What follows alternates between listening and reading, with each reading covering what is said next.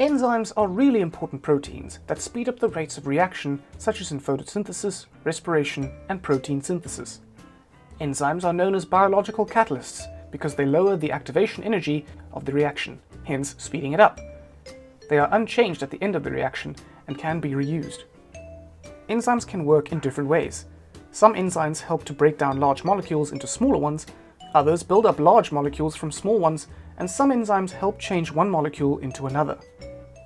So how do enzymes work? Enzymes work in conjunction with substrates. The enzymes and substrates are always moving, and occasionally they collide at the right speed and orientation so that the substrate fits into the enzyme at the active site. Collision theory dictates that collision must occur with sufficient energy and in a specific orientation for a reaction to occur. Enzymes are specialized. Their active site matches the shape of a specific substrate that they can react with. The enzymes and the substrates fit together using a lock and key mechanism. Once the substrate is in the active site, the reaction takes place.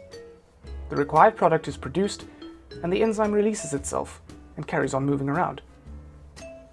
In this example, the enzyme is breaking down the substrate into two smaller products. It could be protease, which breaks down proteins into amino acids, or carbohydrase, which breaks down carbohydrates into glucose, or lipase, which breaks down fats into fatty acids and glycerols. Hydrogen peroxide is often formed as a result of the reactions in cells, and if it is left behind to build up, it is harmful. Luckily, we have catalase enzymes that are really fast. They break the hydrogen peroxide down into harmless water and oxygen.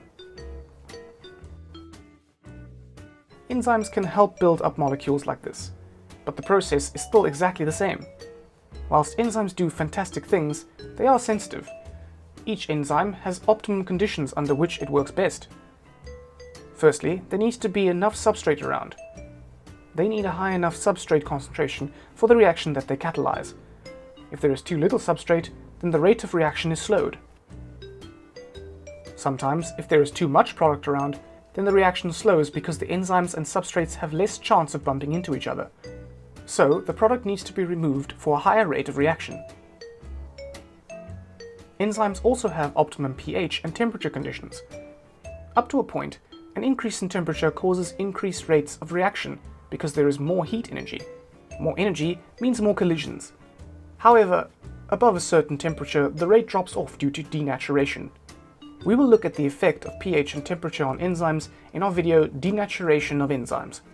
The optimum pH and temperature conditions are specific to the condition in which they work in. An enzyme that works in the stomach, for example, would have a more acidic optimum pH. And of course, there need to be enough enzymes around for the rate of reaction to be optimized. So we know that enzymes and substrates fit together at the active site to form a lock and key mechanism.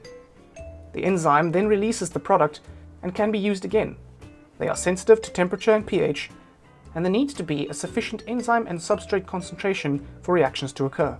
Enzymes not only control all kinds of reactions such as in photosynthesis, respiration, digestion, and protein synthesis, but we also make use of them in day-to-day life.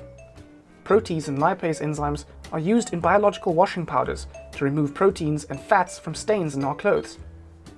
We also use enzymes in our food and drink industries. Pectinase is used to break down the cells in fruit when making juice so that more juice is released.